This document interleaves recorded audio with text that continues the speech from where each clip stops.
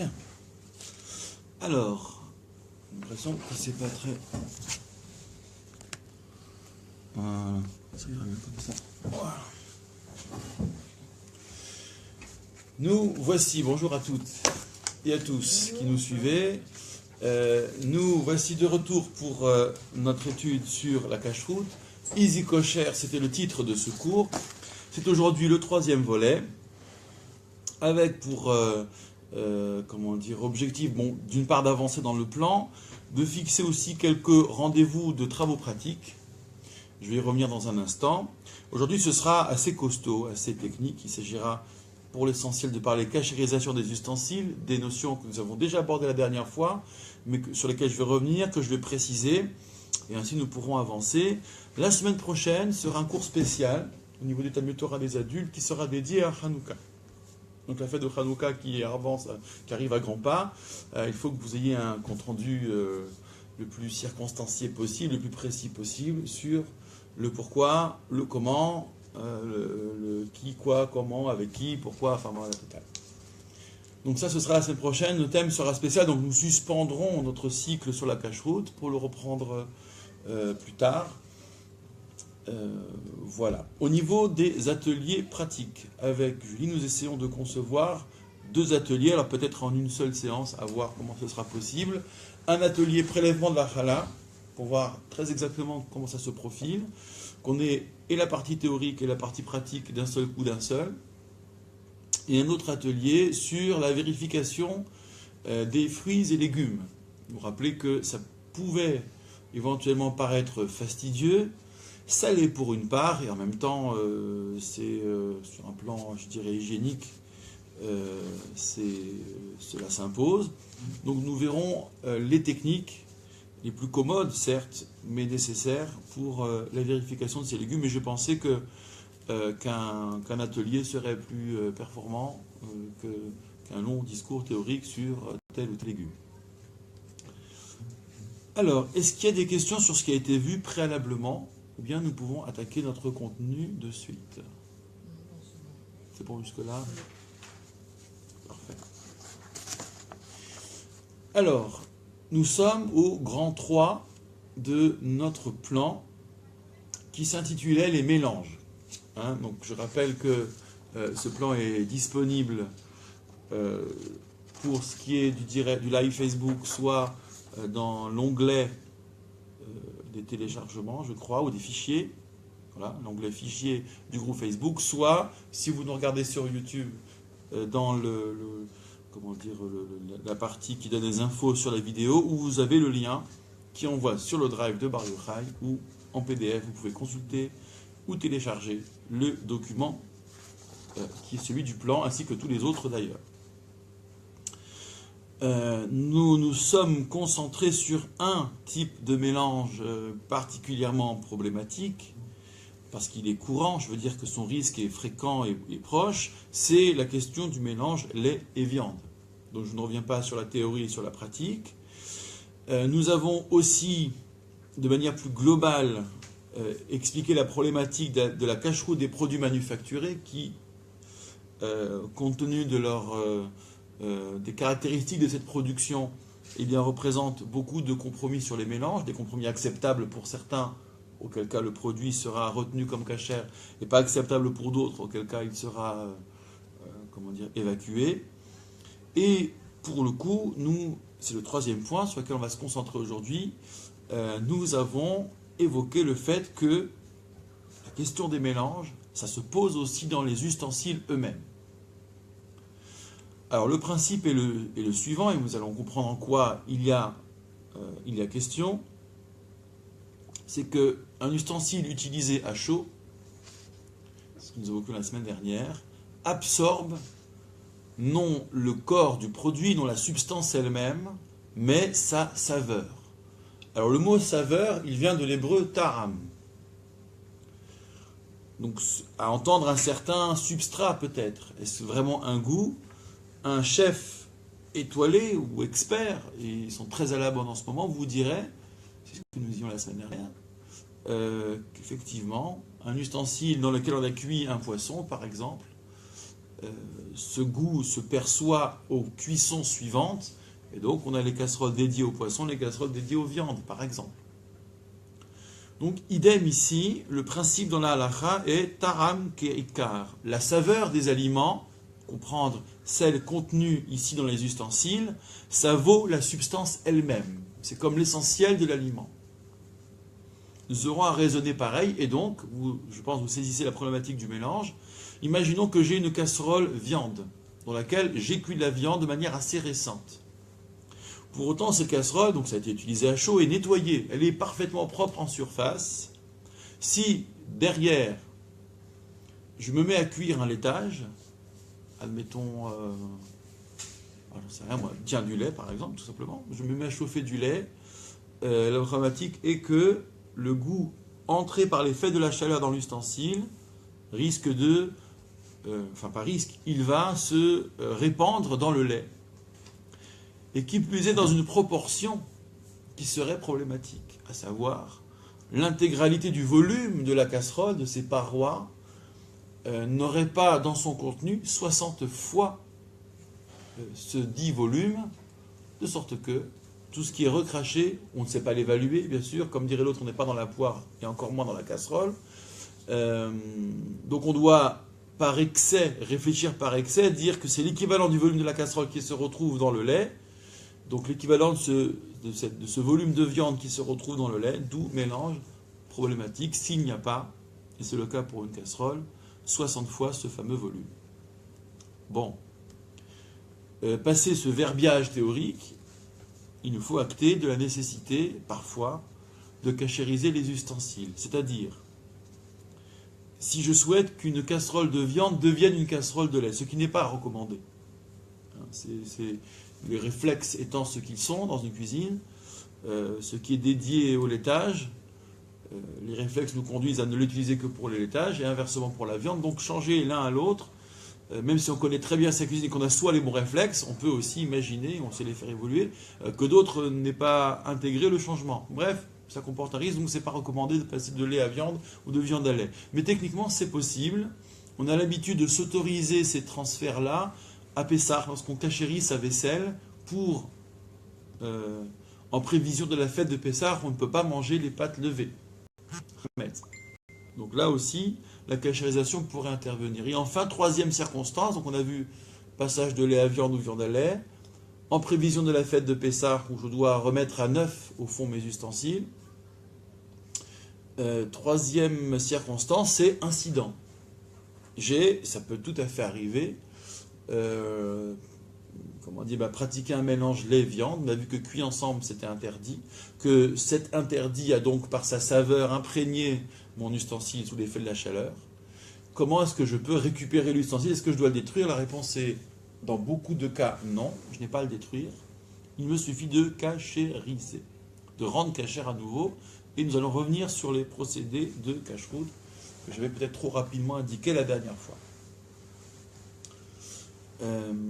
Encore incident qui peut aussi arriver, j'ai pas fait attention, ou quelqu'un m'a déposé une denrée non cachère, ou bien je me suis trompé dans l'achat, ou bien j'ai été, que sais-je, dupé, ça peut arriver aussi, et donc je dois éventuellement cachériser mes ustensiles. Ou bien je passe, allez, on va dire la quatrième circonstance, je décide de passer au mode cachère, easy kosher, une bonne fois pour toutes, et pour ça, je cachérise. Alors, nous avions vu que le principe général en matière de cachérisation, de rendre cachère un ustensile, c'est de reproduire un peu les circonstances de l'absorption. Si c'est à froid, il n'y a pas d'absorption, sauf cas exceptionnel, sur lequel je ne vais pas rentrer. Donc, un simple rinçage à froid suffit.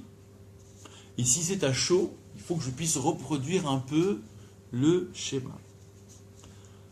Alors nous avons vu 2, voire 3 modes de cachérisation. Et qui n'ont rien à voir l'un avec l'autre. Dans ces 2 modes principaux, et c'est le deuxième qui se développe lui-même en 2 modes, ou 3 modes. Le premier mode, qu'on appelle Hagarala en hébreu, très littéralement ébouillantement, consiste à extirper la saveur absorbée. Imaginez un ustensile métallique, une casserole. J'ai à extirper ce que la chaleur a fait absorber par cet ustensile à la faveur du dilatement des pores. Comment je procède très exactement? Il y a première phase, je démonte l'ustensile, puisqu'il faut que l'eau bouillante puisse intervenir sur la totalité. Donc je démonte autant que peut se faire. Deuxième phase, je nettoie abondamment l'ustensile, de sorte qu'il n'y ait rien en surface qui gêne cette opération. Donc évidemment la saleté en surface, mais il y aura une problématique aussi sur les points de rouille. Admettons pour un ustensile un peu abîmé. Alors pour les points de rouille, je devrais pratiquer une cachérisation d'appoint avec le troisième des trois modes, l'utilisation de la flamme, mais de manière relativement légère. Je reviendrai dans un instant, rappelez-moi, donc il faut que je vous rappelle cette affaire de points de rouille. Mais admettons que l'ustensile soit nickel, on est censé le laisser reposer 24 heures. Pourquoi? C'est une option qui nous permet de considérer que les goûts absorbés sont altérés. Au bout de 24 heures, un goût absorbé, on considère que s'il est recraché avant les 24 heures, il a encore une saveur signifiante. Mais au-delà de 24 heures, c'est un peu physique tout ça, cette saveur, elle est dégradée. C'est plus vraiment de la nourriture.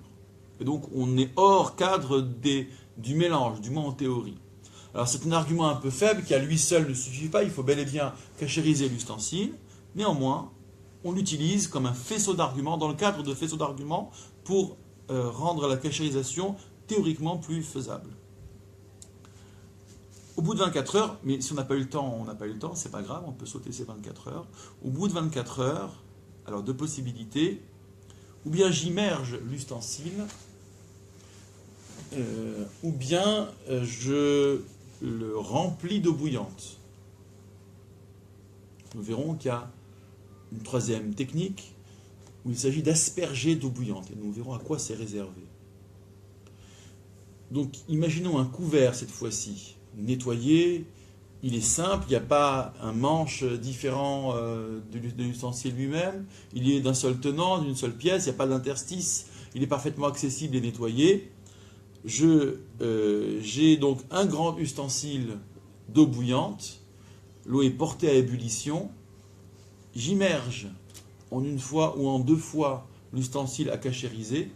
J'attends que, alors il faudrait une pince, on n'y met pas ses doigts bien sûr, j'attends que les bulles reviennent, puisqu'on est sur une source de chaleur, que l'ébullition revienne.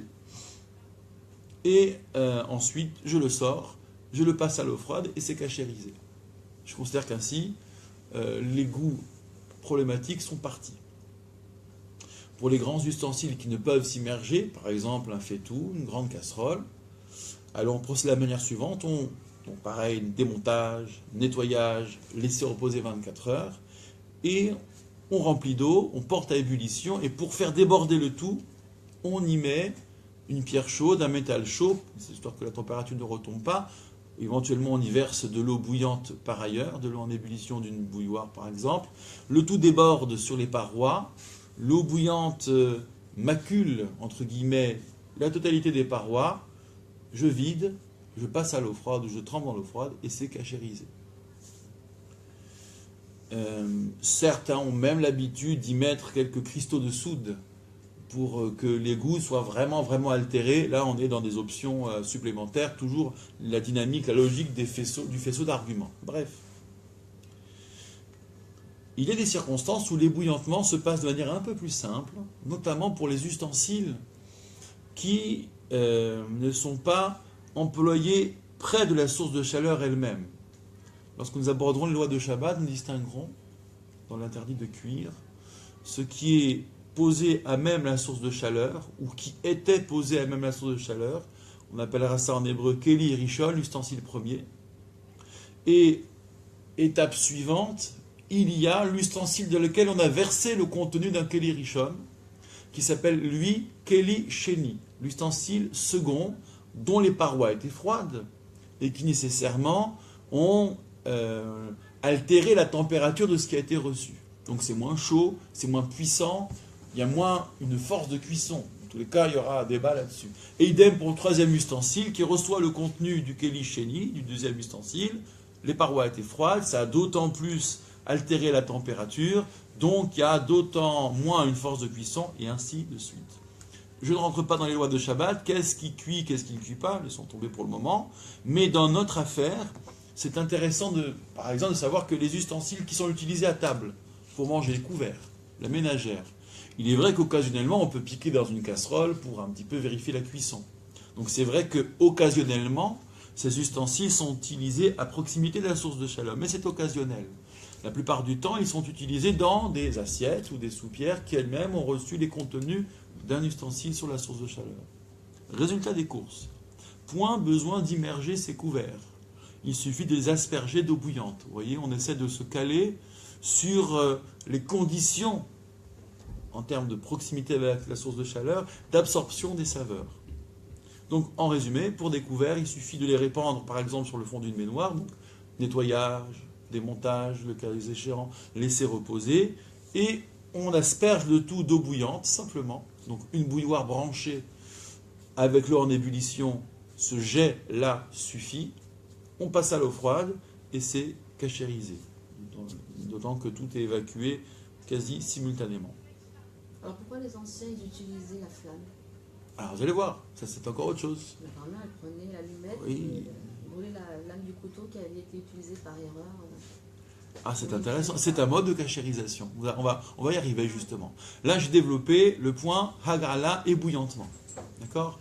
Donc je reviens, je résume. L'ébouillantement, le principe c'est de dilater à nouveau les pores de l'ustensile pour que ce qui a été absorbé soit extirpé. D'accord? Ça, c'est le principe de l'ébouillantement. Nous avons vu le déroulé, et nous avons vu, je vous dirai après sur quel ustensile, sur quel matériau ça s'applique. On l'a évoqué la dernière fois, mais je vais y revenir, bien sûr. Ça ne s'applique pas sur tous les matériaux. Comment dire? Nous avons vu que selon le mode d'utilisation de l'ustensile, c'est soit j'immerge dans l'eau bouillante ou j'en fais déborder l'eau bouillante, soit, si c'est utilisé par exemple à table, ou majoritairement à table, j'asperge d'eau bouillante. L'autre grand mode de cachérisation, l'autre famille en fait de mode de cachérisation, c'est la flamme. Alors en hébreu, vous allez trouver ça curieux, on appelle cela liboun, qui veut dire blanchir. Alors, nous ne sommes pas forgerons a priori de métier, ni vous ni moi. Pour autant, s'il vous est donné de contempler ce travail magnifique, vous verrez que porté à un camp d'essence, un métal blanchit. Le métal blanchisse. Et c'est cela qu'on appelle l'iboun. Donc ils ne rougissent pas seulement, ils blanchissent, et des étincelles sont susceptibles d'en sortir. Bon. Cela, c'est le véritable liboun qu'on va appeler le liboun puissant. Liboun hazak en hébreu. Donc c'est la fournaise, quoi. Il y a peu d'ustensiles qui tiennent la distance, je vous l'accorde. D'après les décisionnaires contemporains, on pourrait considérer que la pyrolyse, la vraie pyrolyse, celle qui monte à 500 degrés, voire plus, est l'équivalent du liboun profond, du liboun puissant, selon les traductions. Bien que, très honnêtement, vous ne voyez pas les étincelles, vous ne voyez pas blanchir, mais il y aurait la restitution... Comment ? On voit bien la cendre quand on lance une pyrolyse. On voit bien, quand on lance une pyrolyse, vous voyez bien les résidus, donc ça va bien cramer les choses. C'est assez puissant, c'est un procédé de nettoyage en réalité, c'est ni plus moins que cela. Alors pour la cachérisation, ça marche. Nous verrons quand on va détailler les fours et autres électroménagers, appareils électroménagers, que pour un four à pyrolyse, c'est la cachérisation idéale. Et on serait invité, bien que les constructeurs le décommandent fortement, à y laisser les accessoires, c'est-à-dire grilles et plaques, pour les cachériser elles-mêmes. Ça fonctionnerait. Bon.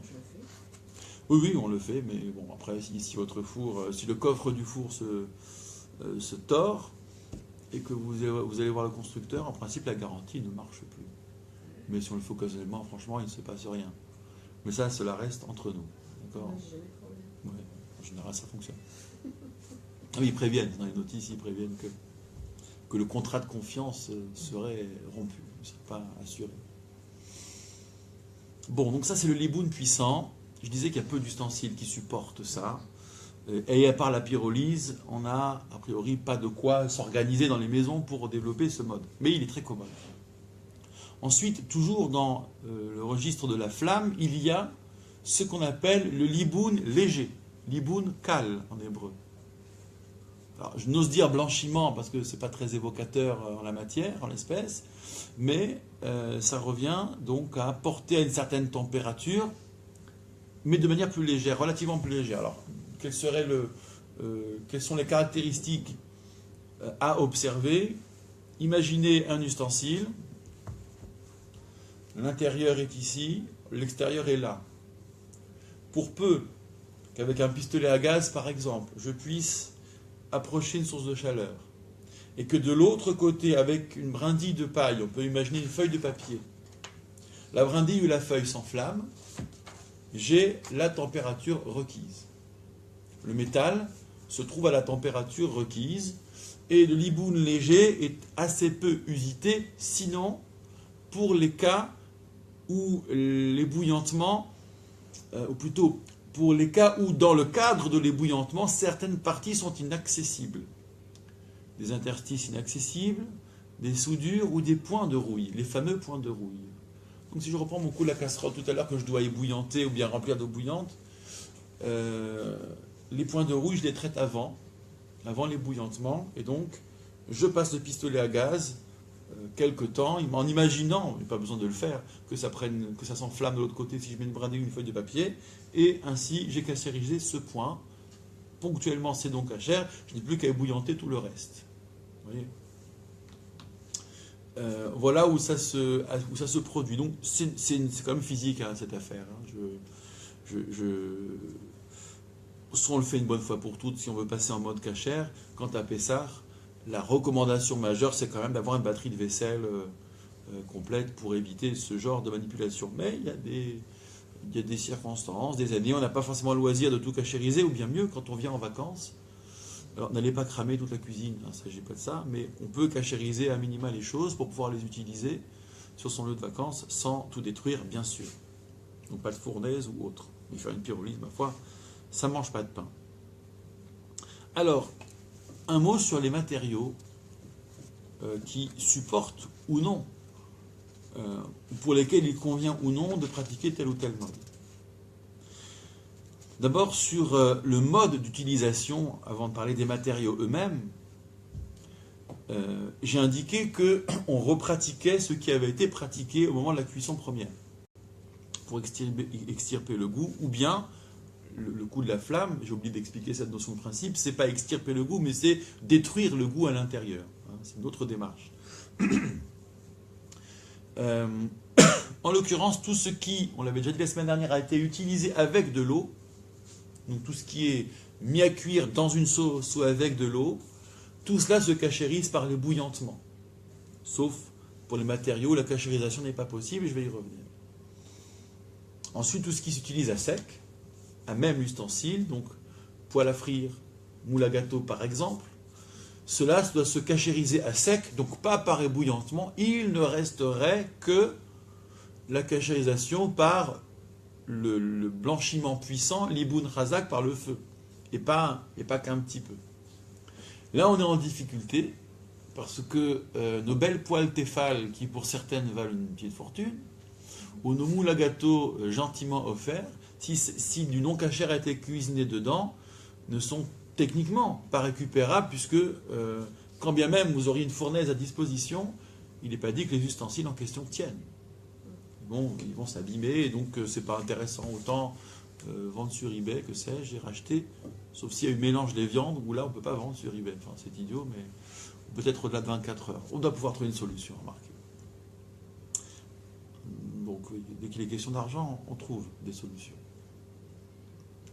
Alors, donc voilà pour les différents modes d'utilisation, à sec ou bien à l'eau. Ensuite, au niveau des matériaux. Alors, le matériau cachérisable par excellence, c'est le métal. Rien de plus aisé, dans la mesure où le métal absorbe, se dilate, puis se dilate, si on reproduit les conditions, et redonne ce qu'il a absorbé. Donc ça, c'est nickel, c'est très simple. Tous les métaux, sans exception, sont cachérisables. Au niveau du verre, alors ça aussi c'est assez commode, dans la mesure où notamment dans le rite séfarade, ce que nous évoquions, il n'y a pas besoin de cachérisation à chaud, même si c'était utilisé à chaud. Donc tout ce qui est verre, pyrex, duralex, arcopale, dans l'usage séfarade, ne nécessite pas de cachérisation à chaud. Il suffit de rincer dans la mesure où les surfaces sont nickel, c'est-à-dire propres et pas abîmées, pas avec des fissures ou des motifs trop sophistiqués.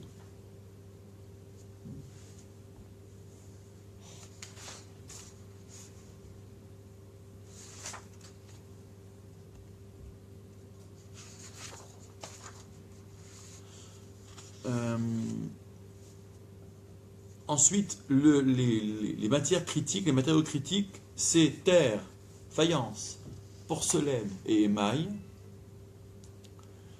ne sont pas cachérisables par l'ébouillantement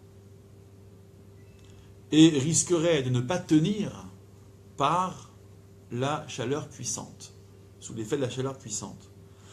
Alors, pourquoi pas cachérisable par l'ébouillantement? Cela va vous paraître curieux, mais ils sont tellement poreux et spongieux que l'on considère, depuis le Talmud d'ailleurs, que ce qui est absorbé n'a jamais fini d'être restitué.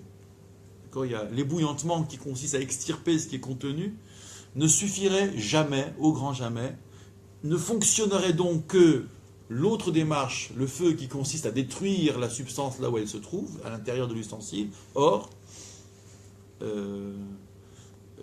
comment dire, le procédé est trop brutal, trop dur pour ces ustensiles qui ne tiendraient pas la route, donc on est obligé de les écarter. C'est émail? Alors, donc c'est tout ce qui est en fait terre, grès, porcelaine. Ouais. Terre, grès, faïence, porcelaine, émail.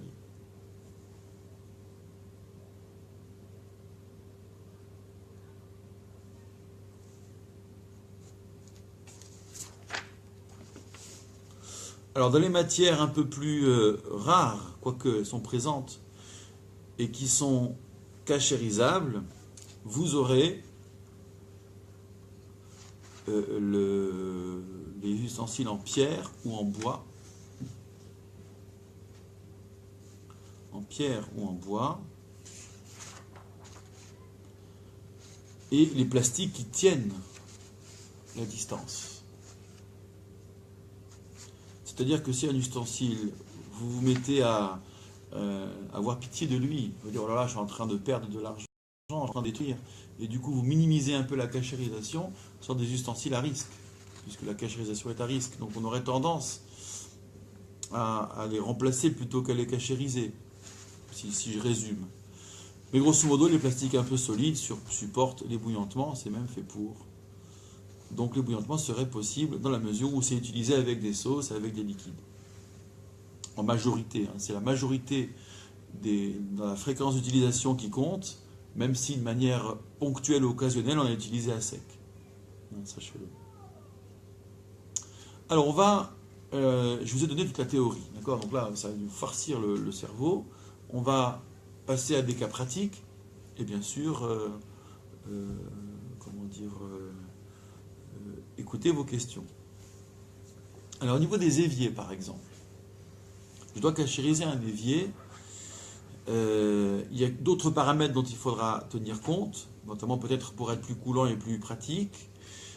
Les éviers en inox ou en résine de synthèse sont cachérisables par aspersion d'eau bouillante.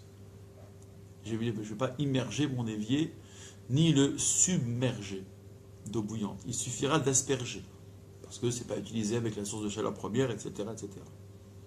Donc même protocole, je démonte tout ce que je peux démonter, je nettoie avec des produits puissants, je laisse reposer 24 heures, si je peux, et ensuite aspersion d'eau bouillante et rinçage à froid. Pour les éviers qui seraient en faïence émaillée en l'occurrence, là il y aura un véritable débat. Je dirais que l'opinion majoritaire est qu'ils ne sont pas cachérisables, pour les raisons que j'ai évoquées, puisque le seul mode possible serait ici l'ébouillantement et qu'il est de toute façon insuffisant.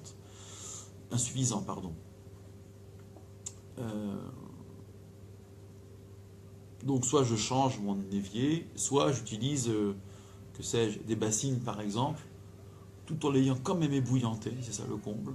Je suis censé poser des bassines pour l'utiliser. Ben, pour un lieu de vacances, passe encore. Pour Pessah, passe encore.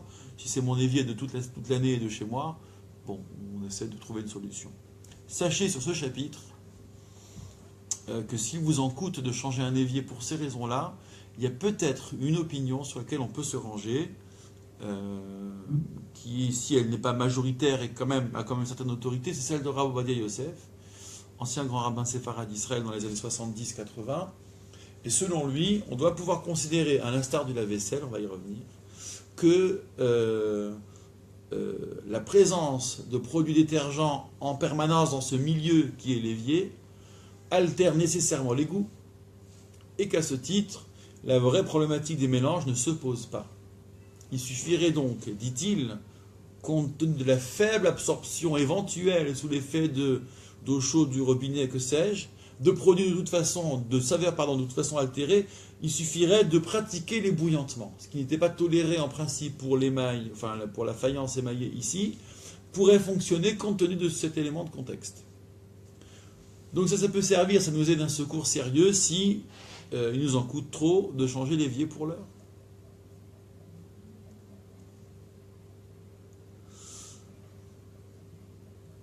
Cuisinière à gaz. Là, je me sers comme pense-bête du guide que je distribue à Pessah, d'accord, qui reprend les éléments du Beit Din de Paris d'ailleurs. Donc je mettrai en ligne ces éléments, vous les retrouverez bientôt. Cuisinière à gaz, bon là le coup de l'évier de l'opinion de Rav Ovadia Yosef, elle ne figure pas. Donc, pourquoi je l'ai oralement indiqué? Cuisinière à gaz, vous trouverez indiqué donc ici qu'il s'agit d'une part de nettoyer les brûleurs, les laisser allumer à plein feu une demi-heure au moins. Donc c'est le liboun léger qui suffit ici, d'autant que toutes les substances qui auraient pu tomber sur les brûleurs eux-mêmes, en général c'est pendant la cuisson, donc ils sont consumés. Ces projections sont consumées. Elles sont consumées.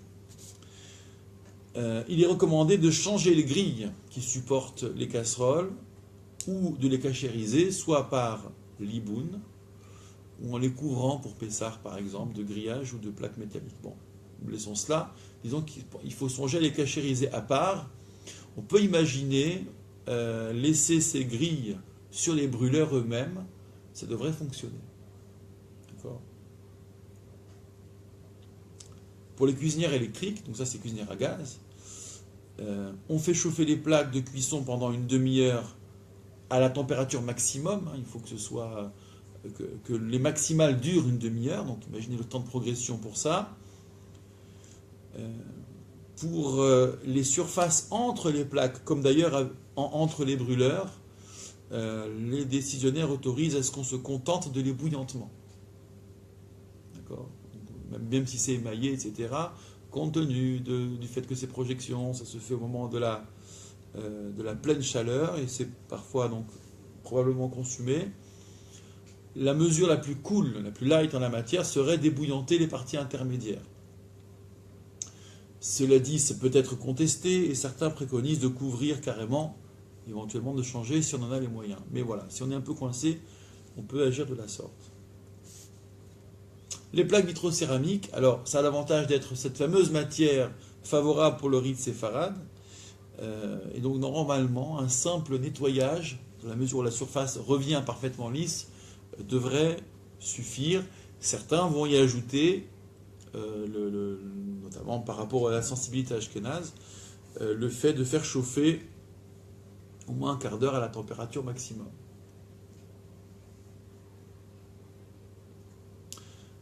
Restent les parties qui ne sont pas directement sous l'effet de la chaleur, les parties intermédiaires des zones de cuisson. Alors pour les Sfaradim, on peut se contenter d'un nettoyage. Ma foi, en faire davantage serait de toute façon compliqué. Les plaques à induction, alors vous connaissez le principe, la surface n'est pas chaude en tant que telle, mais les contenus des ustensiles qui sont posés dessus, ustensiles spécifiques, se chauffent eux. Donc là, c'est un avantage d'être un univers qui n'est pas vraiment à chaud, en tout cas pas la plaque elle-même. Donc on se contenterait certes de laisser les 24 heures et de pratiquer un ébouillantement eu égard aux éventuelles projections. Uniquement par rapport à ça. Donc c'est très commode. Qu'est-ce qu'on est bouillante? J'ai pas compris. La plaque à induction. On verse de l'eau dessus? Aspersion d'eau bouillante. Ouais. En laissant bien sécher après avant de rallumer. Donc c'est assez simple somme toute. Mais cet ébouillantement, c'est une mesure de précaution en fait par rapport aux projections elles-mêmes, puisque la cuisson, elle se fait, la plaque n'est pas chaude avant la cuisson. Donc c'est vraiment, c'est du kélicheni quoi, ou de ce qu'on appelle Hirui Mikeli Rishon, projection d'ustensile premier, qui plus est dans un jet discontinu. Au niveau des fours, comment ça fonctionnerait? Alors, j'ai indiqué que la méthode la possibilité et l'option de la pyrolyse, la vraie pyrolyse, celle qui monte à des degrés extrêmes, est idéale en la matière, mais que nous sommes un peu dans l'expectative s'agissant des modes de nettoyage des fours qui sont moindres. Catalyse par exemple.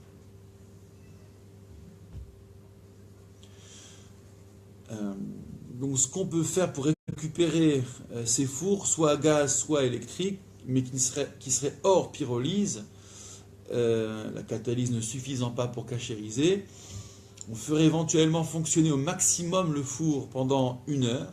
C'est-à-dire on fait monter au maximum, mais ça reste 1 heure au maximum.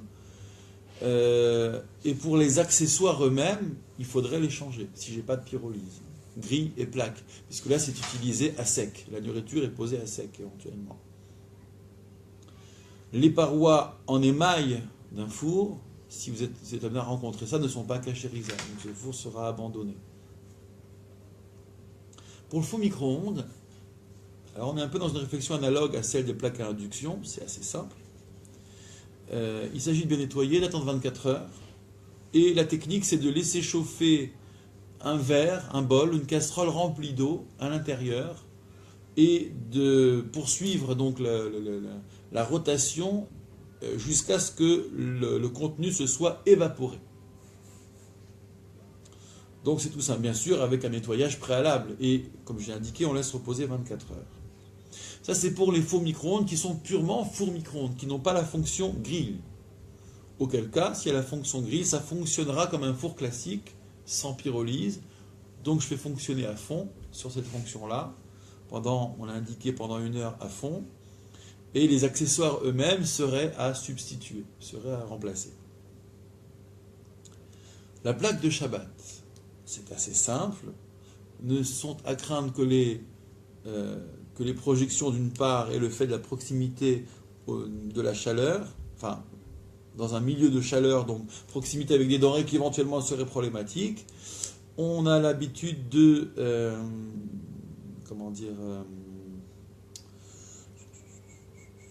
Pourquoi cacher une plaque de Shabbat? On n'a pas de lait dessus. On ne met jamais de lait dessus. Non, on ne met jamais de lait dessus, mais imaginons qu'il y a eu un incident, tout simplement. Ah oui, pardon. Ou bien en prévision de Pessah, il y avait d'autres circonstances possibles. Alors certains vont se contenter de recouvrir de papier d'aluminium, puisque en général, c'est pas là que se passe la cuisson véritablement, même si c'est une température relativement élevée, plus de 40 degrés Celsius, c'est pas non plus le plus problématique. Certains vont tout de même ébouillanter la plaque de Shabbat.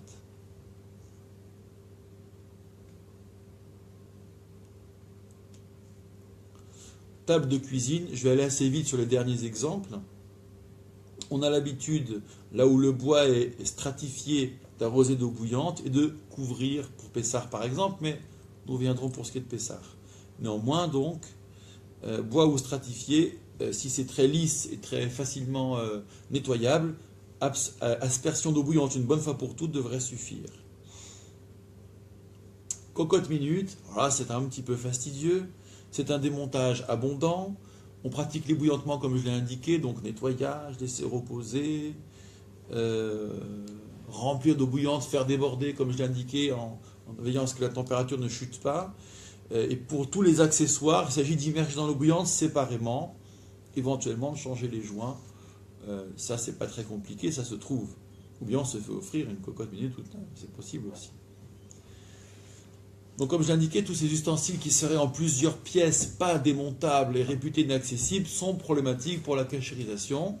Certaines casseroles dont les manches ne seraient pas démontables, avec des rivets, ou bien certains couteaux dont les manches, il faut voir au coup par coup, donc n'hésitez pas à nous consulter pour cela, nous verrons ensemble ce qu'il convient de faire pour tel ustensile ou tel couvert. Enfin, je termine avec le lave-vaisselle, et après ce sera à vous de nous proposer vos questions. Le lave-vaisselle, alors, c'est complexe. Il faut savoir qu'il y a des écoles différentes sur le lave-vaisselle chez les décisionnaires. La plus cool, je commence par la plus stricte, consiste à laisser tomber le lave-vaisselle s'il n'est pas cachère. Donc, laisser tomber pour Pessah, laisser tomber s'il y a eu mélange des viandes, etc. Et l'opinion la plus cool, et entre les deux, vous avez à peu près toute la gamme. L'opinion la plus cool consiste à tout nettoyer préalablement, retirer les bacs. Les bacs sont cachérisés par aspersion d'eau bouillante à part, notamment dans une baignoire, ou par exemple dans une baignoire. Et puis pour la vaisselle lui-même, on le fait tourner à fond avec les produits les plus puissants 24 heures après l'avoir nettoyé. Et ainsi donc on pourrait considérer qu'il est cachérisé, ce qui en fait a à voir avec vos propres contraintes. Vous avez un lave-vaisselle, vous ne pouvez pas le remplacer comme ça. Il n'est pas utile de dépenser des sous pour forcément avoir un lave-vaisselle tout neuf, sauf si vous en avez à dépenser. Mais donc dans cette contrainte-là, on peut imaginer une cachérisation. D'accord ? Donc sachez qu'il y a des façons d'opérer et que cela, si on est un petit peu coincé, ne serait-ce qu'un petit peu, est possible. Voilà sur ce que ce fameux guide de Pessah nous donne, qui est mon pense-bête, c'est le plus simple encore pour ne rien omettre, mais peut-être avez-vous vous des questions précises sur ce sujet. Ou bien ça ne vous vient pas tout de suite. J'ai une question pour Oui. les moules en silicone, du coup. Ah, intéressant. Donc ça veut dire que ça, on ne peut pas... C'est pénétrable, ça. Bah ouais. Parce qu'on a parlé des moules à gâteau, etc. Ouais. Maintenant, il y a des moules en silicone. Ouais, absolument, ça, ouais. silicone, Donc là, est-ce que ça supporterait... Ça supporte mon moule en silicone, donc c'est utilisation à sec, résonnant ensemble. Donc ça nécessiterait le liboun puissant, donc le feu de manière puissante. À l'évidence, c'est pas possible. D'accord ? Techniquement pas possible. Donc, ce serait pas cachérisable. Voilà, les moules en silicone. Est-ce qu'il y a d'autres questions sur ce chapitre ? C'est bon ? Ouais. De toute façon, ça viendra au fur et à mesure. Hein. Si on veut faire simple, le jour où quelqu'un de votre connaissance dit « Tiens, ben voilà, j'aimerais bien que ma cuisine soit cachère. » D'accord ? Alors vous avez quelques notions, vous savez que c'est un peu technique, etc. N'hésitez pas à nous solliciter et on peut prévoir une journée cachérisation. Ça peut même prendre une demi-journée, comme on le ferait pour un hôtel, pour un restaurant, pour une salle. Hein, au niveau d'un traiteur, par exemple. On peut trouver le personnel ou le faire nous-mêmes, d'accord, une bonne fois pour toutes. C'est une ambiance, c'est un délire comme un autre. Et ainsi, la cuisine est toute cachérisée. Il y aura une deuxième phase qui sera l'immersion au mikvé, mais ça, c'est pas la cachérisation physique. Là, on a traité la question des saveurs et des mélanges. Soit en extirpant, soit en détruisant à l'intérieur. La phase de l'immersion au mikvé repose sur un autre principe qu'on va découvrir dans quelques instants. Et donc on peut raisonnablement en une journée cachériser une cuisine assez simplement et rendre ce service. Donc commando cachérisation, cela existe. Nous sommes pour cela à la disposition de qui le souhaite. Alors j'en arrive dans notre parcours au 4e, donc on s'achemine vers la fin. Il ne restera plus que ces fameux ateliers et quelques documents d'appoint. Je n'arrive au 4e, au grand 4, les mesures dites identitaires. Alors qu'est-ce que ça veut dire ? Qu'est-ce que c'est que cette histoire ? J'avais indiqué peut-être dans mon introduction, si je me souviens bien, qu'un des principes de la cacheroute était un principe de rupture. Alors rupture à ne pas entendre comme repli sur soi, et occultation de ce qui existe, de tout ce qui existerait autour de soi, mais rupture dans l'idée de cultiver sa spécificité et d'en être fort, justement, pour être fort face à l'altérité, face à l'autre, et exister auprès de lui harmonieusement. tout en étant soi-même. Il s'est passé dans l'histoire, l'époque de la Mishnah est un bel exemple pour cela, que les Juifs ont eu à vivre au milieu de populations qui étaient largement idolâtres. Et n'était-ce la sagesse des maîtres, on aurait pu craindre, par l'effet d'une lecture littérale, que cette vie soit impossible. Donc très grande contrariété, ou bien violence religieuse. Donc la Torah orale a développé, à sa manière, ce qui nous permettra de vivre en milieu idolâtre, sans être idolâtre soi-même, et sans vouloir que ces idolâtres soient détruits d'une manière ou d'une autre. Ces mesures-là, qualifiées d'identitaires, ressemblent à des principes de précaution pour, pour éviter de disparaître en tant que tel, et encore une fois, pour tout de même commercer, vivre, avoir une vie sociétale convenable. Alors, ces mesures de distance relative, ces marqueurs identitaires, plus que des mesures identitaires, portaient jadis, à l'époque de la Mishnah, sur le vin, sur le lait, jadis sur l'huile et sur le pain. Il ne reste pas tout de ces marqueurs identitaires. C'est-à-dire que, alors, le vin est un cas un peu à part, il est vrai. Mais par exemple, pour le lait, l'huile et le pain, on considérait que dès lors qu'un idolâtre avait produit ces denrées, elles étaient tellement fondamentales dans les régimes alimentaires méditerranéens, ces denrées, que c'était une trop grande proximité que de les partager telles quelles. Il fallait donc que les communautés juives produisent leur lait, leur pain, leur huile et leur vin, bien que le coût du vin est un cas un peu à part. Alors le vin, qu'est-ce qu'il a à part ? Il y a deux niveaux. Il y a d'abord le marqueur identitaire. Le vin, c'est la boisson noble par excellence, et qui induit une proximité sur laquelle je n'ai pas besoin de faire un dessin. Nous avons jadis produit une conférence shabbatique sur le vin et j'espère pouvoir la reproduire ici face caméra pour que vous ayez un peu la teneur de cet enseignement qui finalement nous invite à nous passionner pour le vin, vous verrez.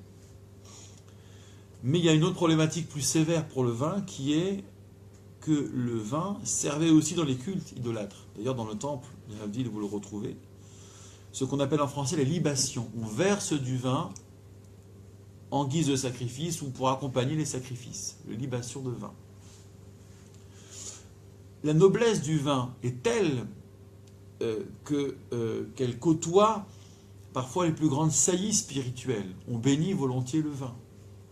D'accord ? Il est mythique le vin, et même un peu mystique. Donc, cas à part, il y a une sévérité particulière quant au vin, indépendamment du marqueur identitaire à proprement parler, de la distance qui est instaurée. Alors, je vais maintenant revenir sur chacune de ces denrées et vous donner l'actualité de ces denrées, puisque ces décrets ont évolué. Ce n'est pas dans la loi elle-même, hormis pour le vin et l'affaire des libations, mais tous ces marqueurs identitaires sont en fait des mesures relativement tardives par rapport aux commandements eux-mêmes, et qui visaient encore une fois la cohabitation dans les termes que j'ai indiqués. Alors, quid, par exemple, de l'huile aujourd'hui ? Je vais commencer par l'exemple le plus light. Il ne reste a priori rien de ce décret. Vous pouvez consommer une huile, d'autant plus si elle est industrielle, vendue où bon vous semble, dès lors que la composition est cachère. Il y a ce problème tout de même de la composition et des modalités de fabrication. Il faut tout de même vérifier ce point-là. Donc vous pouvez soit prendre des huiles, prendre soit des huiles estampillées cachères parce qu'une vérification d'un rabbin professionnel est recommandable. J'ajoute qu'il y a bien ces deux critères, professionnels et recommandables.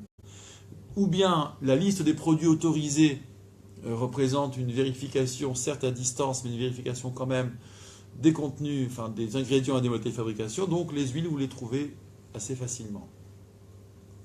S'agissant des produits laitiers, alors, fondamentalement, le lait produit par un idolâtre jadis ne pose plus problème aujourd'hui, puisque vous savez ce qu'il en est de l'idolâtrie. En revanche, il existe une option, et d'après certains, c'est une obligation, donc il y a un débat là-dessus, sur la traçabilité du lait. Donc ça n'a plus grand-chose à voir avec le marqueur identitaire, mais vous vous rappelez sans doute que le lait issu des animaux qualifiés dans la Torah de non purs ou d'impurs, ce lait nous est aussi interdit. Donc lait de chamelle, lait de jument, que sais-je, ou lait de truie. Je ne sais pas si ça se cultive, si même on fait du fromage avec. Je ne saurais vous dire. Quoi qu'il en soit, faites-moi penser que je dois vous dire un mot sur les fromages, sur les produits laitiers aussi. Quoi qu'il en soit, pourrait se poser la suspicion sur du lait produit dans les coopératives de mélange avec des laits interdits. Vous allez me dire, c'est quand même assez tordu d'imaginer qu'un producteur introduise du lait de chamelle. Il faut déjà qu'il la trouve au sommet de nos montagnes. Bon. Donc la probabilité pour qu'il y ait du lait impur mêlé à notre lait kasher, enfin au lait autorisé, est faible. D'autant que la production est relativement automatisée, en tous les cas pour les pays occidentaux dits développés. Et donc, beaucoup de décisionnaires considèrent que ce n'est plus qu'une option d'avoir du lait dont la traçabilité est assurée par des surveillants rituels. Des gens qui regardent bien que telle vache ont donné tel lait. Et qui, pour le coup, vont permettre que l'on appose un tampon lait surveillé. Ce qu'on appelle en hébreu chamour. Et donc, vous avez dans la communauté des pratiquants des gens qui ne sont pas regardants sur ce point, et des gens qui disent « Ah non, moi je ne prends que des produits laitiers avec du lait chamour, du lait surveillé. » Donc ça vaut pour le lait lui-même, ça vaut pour tous les produits manufacturés qui comporteraient du lait, et donc certains vont avoir cette exigence-là, tous ne l'auront pas. Donc c'est à vous après de choisir comment vous voulez vous positionner en fonction de la proximité des produits kasher, chamour, avec lait surveillé, etc.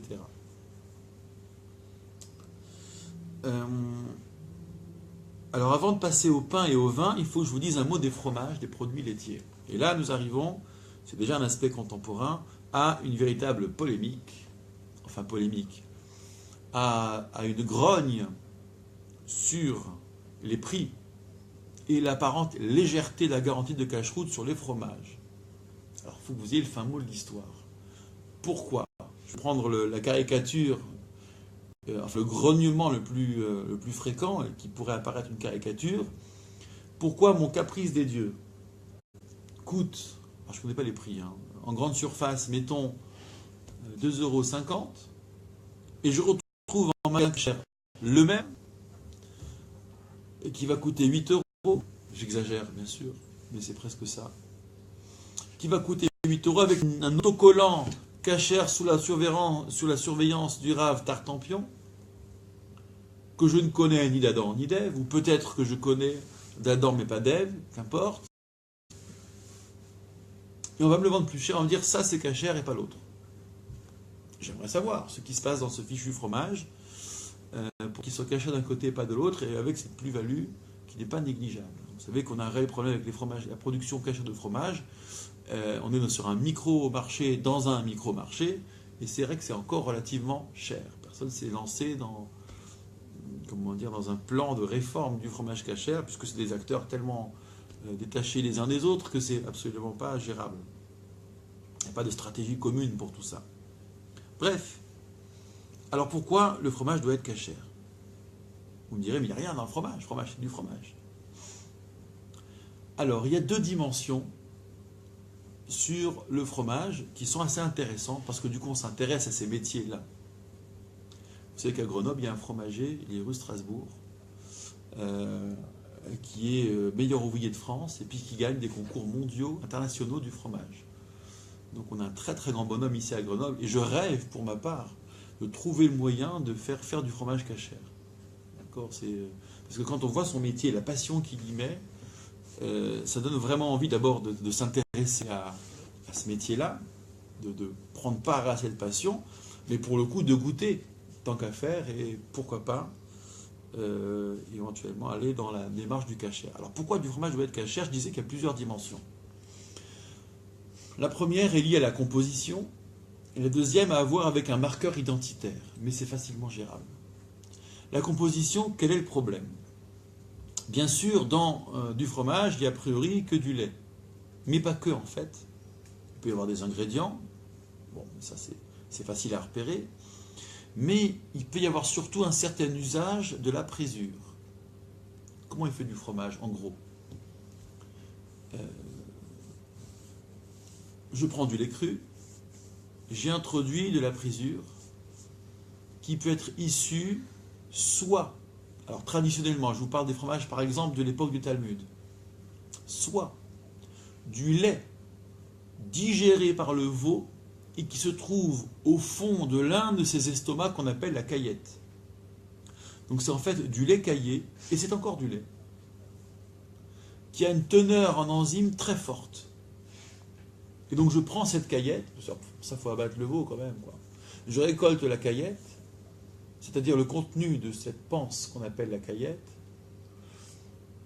et ce lait caillé, je le mets dans du lait cru, ça fermente, je garde la partie dure qui est le fromage, et le reste, qu'on appelle en hébreu mehalav, ce substrat, je m'en débarrasse ou bien je l'exploite pour autre chose.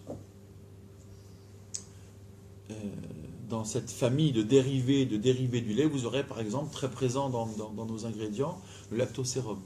On verra quel est le statut du lactosérum dans la halakha, dans la loi juive. Est-ce que c'est encore du lait ou c'est plus du lait? Quoi qu'il en soit, je ne vais pas trop aller dans les détails maintenant, ce mode-là fait que, quelle que soit la cache-route de l'animal, qu'importe ce qu'il a ingéré, ce lait était cachère et je peux l'utiliser pour faire du fromage. Mais il y a un autre procédé, plus fort encore pour faire des fromages très durs, parce que plus la teneur en enzyme est forte, plus le fromage sera dur, c'est de carrément prendre des bouts de cet estomac et de les mettre dans le lait. Alors, si je n'utilise que des bouts de cet estomac et pas de lait caillé, je me retrouve dans une interaction directe, monofactorielle entre la viande et le lait, et ça s'appelle un mélange des viandes. Même si l'animal est abattu rituellement, même si c'est cachérisé ou tout ce que vous voulez, je suis dans une problématique lait-viande.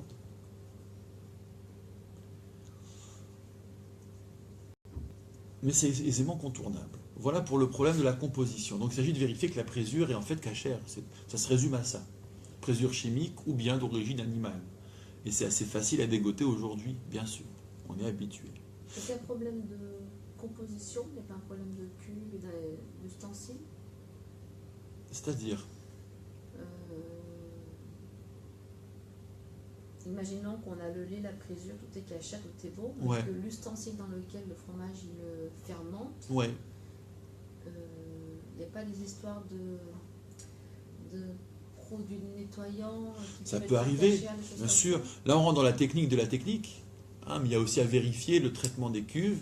Et surtout, est-ce qu'il n'y a que ça ou il y a d'autres denrées voilà. Donc ça, c'est pas très compliqué non plus. C'est le problème des professionnels, des surveillants rituels professionnels. Mais c'est assez facile à établir. De venir de ces cuves. C'est-à-dire que laisser longtemps fermé, ou en tout cas statique, dans une cuve, ça représente un équivalent de cuisson. D'accord? On appelle ça en hébreu kavouche. Donc plus de 24 heures, ça représente un équivalent de cuisson, et si c'est un peu fort en sel ou autre, c'est même beaucoup moins de 24 heures. Donc on doit vérifier l'état de la cuve, ça fait partie du cahier des charges du surveillant rituel. Voilà. Donc nous, consommateurs, peut-être qu'on n'a pas trop à s'inquiéter de ça, juste que vous ayez un peu le fin mot de l'histoire sur la composition, mais vous avez raison, il faut aussi évoquer les modalités de production. Voilà pour ce premier point sur le fromage. Il y a un deuxième point beaucoup moins connu du grand public, qui n'a plus à voir avec la composition, mais qui a à voir avec un de ces fameux marqueurs identitaires.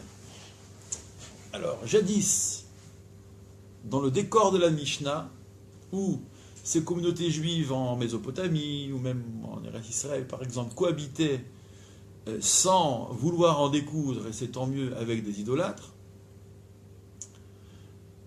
ces idolâtres avaient évidemment, comme tout le monde, des troupeaux, et pouvait éventuellement dédier pour telle idole tel animal. Donc les troupeaux idolâtres comportaient un risque. Quel veau aurait été dédié pour l'idolâtrie? Et s'il est ainsi dédié, est-ce que le lait caillé au fond de son estomac pose problème? Voilà tout le débat. Est-ce que je peux profiter des produits de l'animal offerts aux idoles? Voilà le problème identitaire, si vous préférez, qui est un peu proche de celui du vin. D'ailleurs, il n'est pas qu'un marqueur identitaire, cet aspect. En fait, ce n'est pas qu'une distance. Mais pour le coup, nos maîtres ont voulu nous interdire de consommer le fromage produit par un idolâtre, pour lequel donc la présure a été introduite, quand même elle est cachère, fondamentalement dans sa composition, aurait été introduite par un idolâtre. Voilà le marqueur identitaire, compte tenu. Donc j'ai un peu raccourci et rapproché au risque de mélanger deux notions, mais je préfère faire simple. La présure doit être introduite, même si elle est cachère, par le surveillant rituel dans la production moderne contemporaine. D'où une chaîne de production à part, qui dans la composition ne représente pas de changement notoire avec la production livrée par ailleurs sur les réseaux de distribution non cachère. Mais néanmoins, il y a une intervention qui nécessite un financement, qui peut-être est l'occasion pour ces organismes de certification cachère de prélever quelque chose. Alors ça, c'est un autre problème. Qu'est-ce qui fait que le cachère est cher? Un des paramètres, c'est ça, mais ce n'est pas le plus criant. C'est aussi l'amateurisme de la distribution, du fait qu'il y ait plein d'intermédiaires. Quoi qu'il en soit, il y a donc une justification à ce label cachère apposé sur les fromages qui paraissent pourtant identiques. Ça ne justifie pas l'écart de prix, ça n'a rien à voir. Et j'ai ma petite idée, bien sûr, là-dessus, qui n'est pas horrible, mais voilà. En tout cas, c'est pas une production complètement à part, il y a juste une intervention à un moment donné, vérification, bien sûr. Il y a une certification qui procède d'une vérification précise, minutieuse de toutes les caractéristiques qu'on a exposées ici, mais surtout, il y a le fait que le surveillant rituel, le chômer, introduit lui-même, actionne lui-même l'introduction de la présure.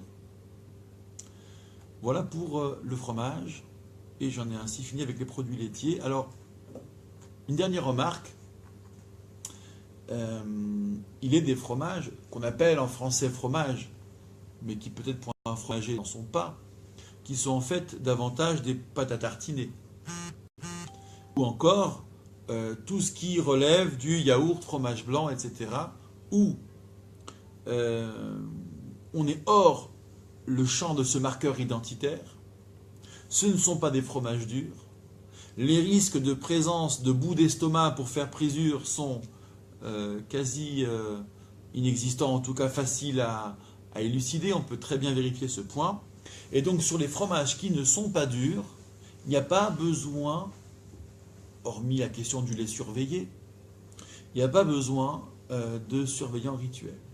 Qu'un surveillant rituel introduise la présure ou le semblant de présure.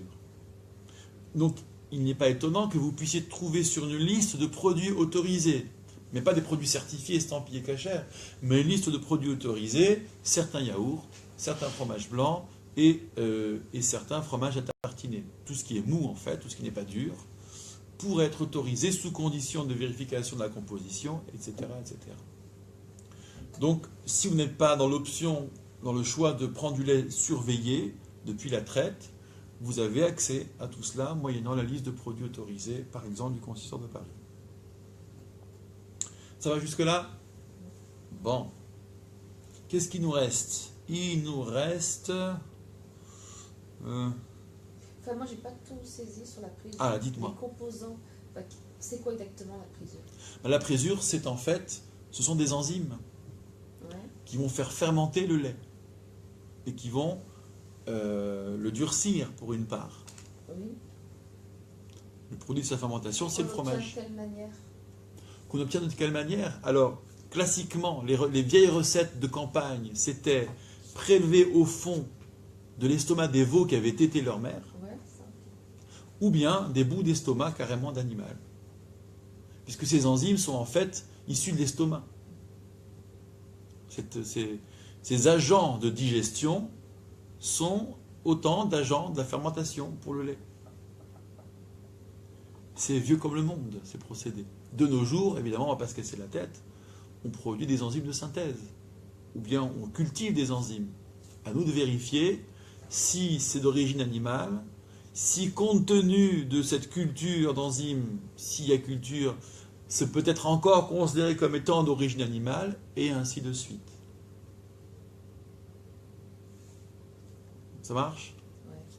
Alors on peut détailler encore à outrance ces points-là, sur un plan technique, mais on va rester simple, puisque nous, ce qui nous intéresse, c'est de comprendre pourquoi c'est si cher, pourquoi je dois le prendre le cher cachère, le fromage, et contre qui m'emporter, quelle révolution faire, voilà, pour que ce soit un peu plus accessible. Donc, ça nous donne l'explication. Ça vous donne l'explication, voilà, exactement. Le fromage, il doit être caché. Voilà, pourquoi on ne pas de cachère. Mais disons que c'est vrai que c'est ralent, C'est pas toujours très clair. c'est quand c'est pas clair. Vous avez juste un autocollant comme ça, cachère, jeté négligemment sur un fromage, et puis 3 fois le prix, il y a un moment donné où... et puis on a du mal à avoir explication. On aimerait bien savoir pour ne pas se faire avoir. Voilà. Sinon, on a le sentiment de se faire avoir. Reste ensuite le pain. Alors sur le vin, je dirais encore un mot. Le pain... Alors c'est assez simple, la composition, on peut vérifier sa cache-route, soit par vous-même, soit avec du pain certifié. Je dirais qu'aujourd'hui, dans l'aspect contemporain, lorsqu'on vérifie une boulangerie, c'est peut-être sur votre lieu de vacances, ou bien ici à Grenoble nous avons fait ce travail, il suffit de vérifier qu'il n'y ait pas, d'une part, de graisse animale, notamment pour les pains moulés, donc on évitera les pains moulés, que les pâtisseries de la veille ne sont pas utilisées comme levain pour le pain du lendemain matin, c'est un procédé licite, donc on doit vérifier ce point-là. Et enfin, que la cuisson ne se fait pas avec les pains spéciaux, parce que vous avez certains pains spéciaux qui peuvent éventuellement poser problème, ou qui sont exactement, alors là je rentre un peu dans les détails, vous avez un peu les coulisses d'une boulangerie classique, mais les pains spéciaux sont cuits à plus basse température que les pains blancs. C'est des fours différents en général, qui fonctionnent quasiment tout le temps. Donc les pains blancs sont cuits d'un côté, température un peu plus forte, les pains spéciaux, température un peu moins forte, donc complet, raisin, etc., noix, et avec les pâtisseries. Donc il y a une proximité telle que ces pains spéciaux, en général, on ne peut pas les utiliser. Il faut vous renseigner boulangerie par boulangerie en fonction de ce que le rabbinat a pu développer. Et j'ajoute que dans le pain blanc, il y a, dans les farines qui sont utilisées, possibilité d'un ajout d'un produit, le E471, qui peut poser problème. Donc quand des rabbins vont vérifier une boulangerie, et ensuite la question du pain allumé, je vais l'évoquer dans un instant, au niveau de la composition, voilà le travail qu'ils ont à faire. Vérifier les modes de cuisson et vérifier la présence dans la farine utilisée, donc c'est des grands sacs immenses, de E471. C'est vraiment pas compliqué. Sur votre lieu de vacances, vous pouvez faire la vérif vous-même en disant voilà, je développe, ou mon gosse développe une allergie au E471, est-ce que je peux regarder vos sacs de farine? C'est tout bête. Vous n'avez pas besoin d'en faire davantage. Et c'est quoi le E471? Alors, c'est d'origine animale. C'est un améliorant qui est d'origine animale. Ça, c'est tout le charme de l'agroalimentaire d'aujourd'hui. C'est des lettres, c'est des chiffres, vous ne savez pas forcément ce qu'il y a derrière. Mais je rebondis sur le four, là, ça veut dire que quand je fais un gâteau avec du lait, et que derrière je vais faire mes chalotes, il faut que je cachère le four entre Ah, les deux. très bonne question. Alors là, on revient à la question du mélange des viandes. Donc, faisons ce petit retour en arrière, comme une Ouais, parenthèse. excusez-moi, Mais au contraire, avec plaisir. C'est bien, c'est comme ça que ça vient. Donc, j'ai cuit un gâteau au fromage. Ouais, C'est ça? No, avec du lait. Quoi, Avec du lait. Hein, d'accord. Gâteau au lait. Donc, moule et gâteau, lait. D'accord, il est réservé pour ça. et je le mets dans mon four, alors admettons le four il soit laid, on va dire comme ça. C'est ça. Moi, j'ai pas de distinction, je la pyrolyse, mais Alors, si je fais cuire un gâteau, par exemple, avec du lait un jour, puis le lendemain, je fais mes ralottes et je le mets dans le four, est-ce qu'il faut lancer une pyrolyse entre-temps? ouais, en principe, il faut une pyrolyse entre-temps. Hein, si ça n'a pas été fait après coup, on voit ce qu'on peut faire pour rattraper le coup. Mais en principe, il faut une pyrolyse entre-temps, même si vous avez des grilles et des plaques différentes. Hein. Donc, comme en général c'est les mêmes, on prend une pyrolyse pour tout. Enfin, on fait la pyrolyse pour tout, pour le coffre lui-même du four et pour ses accessoires, plaques et grilles. Ça marche. Effectivement, faire des pyrolyses à répétition, c'est pas évident non plus. Ça a à voir avec la solidité de votre appareil et l'espérance de vie que vous souhaitez lui céder. Vous voyez. Donc, la technique, c'est soit on use la pyrolyse occasionnellement, soit on a deux fours. Voilà, c'est l'idéal. Mais bon, après, il y a des contraintes d'espace et d'argent et ainsi de suite. Donc, on essaie de trouver le bon compromis. Ça veut dire que dans l'idéal, les ralottes, il faudrait les faire cuire dans le four de viande. Bonne remarque. En effet, puisque les ralottes sont destinées à être posées sur une table de viande, Ouais. voilà, il faudra pour ça, les cuire dans un four de viande, neutre ou viande. C'est comme on veut, mais en général, c'est viande. Alors, je reviens sur mon pain. Il y a une dernière clause, et c'est pourquoi ça intervient ici dans la question des marqueurs identitaires. C'est que à l'époque donc de la Mishnah, dans ce fameux décor que j'ai indiqué,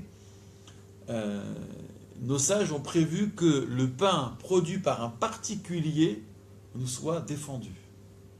Donc c'est toujours pareil, proximité, promiscuité, pouvoir cohabiter en cultivant sa différence, je ne refais pas le couplet.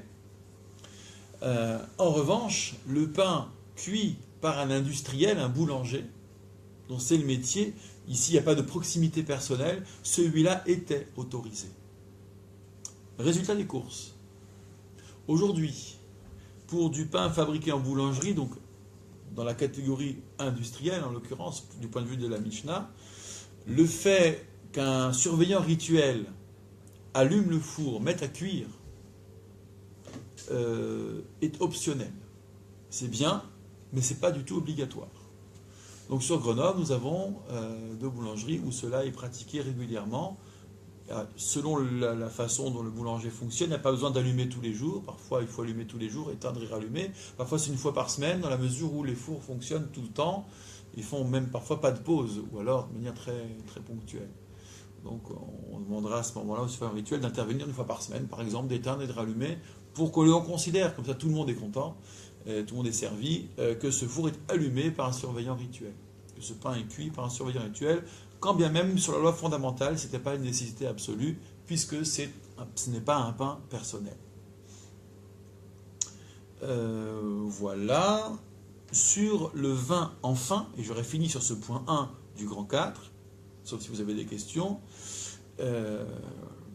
Donc, le vin est une boisson réputée sensible dans la halakha, où, compte tenu de sa noblesse, de son omniprésence, de l'importance qu'on lui donne dans nos modes alimentaires, le simple fait que l'idolâtre jadis ait déplacé le vin le rendait interdit pour le juif qui cohabitait avec lui. Donc la distance était forte par rapport au vin. C'est même, je dirais, l'essentiel du théâtre de ce marqueur identitaire. Bon. D'où le circuit cachère du vin aujourd'hui. Les productions cachères de vin qui, en plus de la composition, il faut aussi vérifier ce point, en plus de bien regarder de près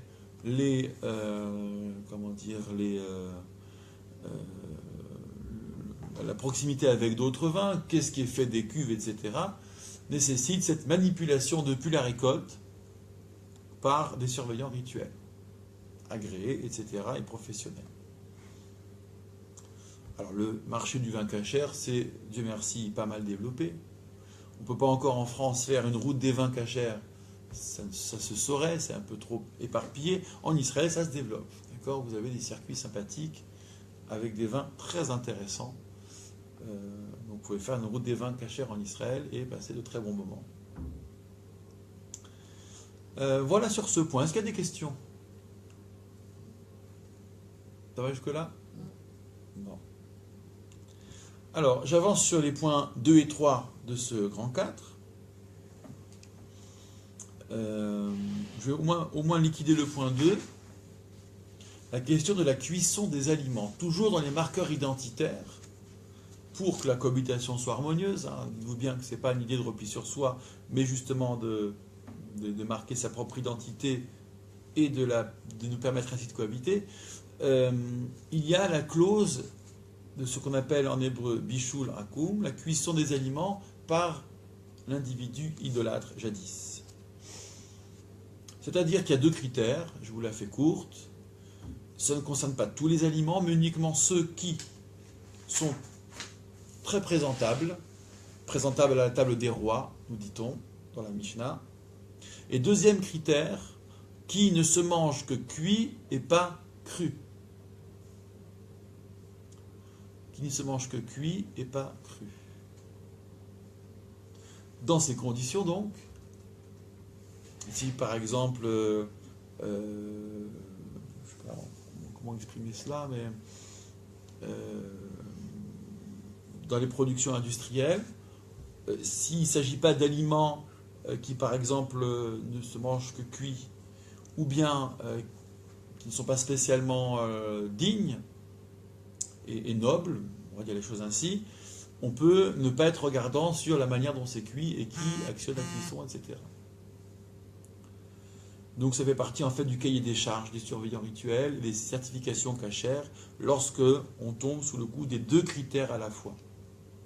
Pour soi-même à la maison, imaginons que vous ayez dans votre entourage, ou bien du personnel par exemple, qui ferait la cuisine, il faut pouvoir enfourner et allumer, mettre à cuire et allumer la source de chaleur et mettre à cuire pour que cela soit intégralement cachère. Donc rien à voir avec la composition, encore une fois, mais uniquement avec le marqueur identitaire. Je dirais que dans un restaurant, le surveillant rituel, c'est une de ses charges, c'est de veiller, il n'y a pas besoin que tout le monde soit juif dans une cuisine cachère, c'est pas requis, mais le surveillant rituel va pouvoir soulager avec tact la chose en allumant lui la source de chaleur et en mettant à cuire.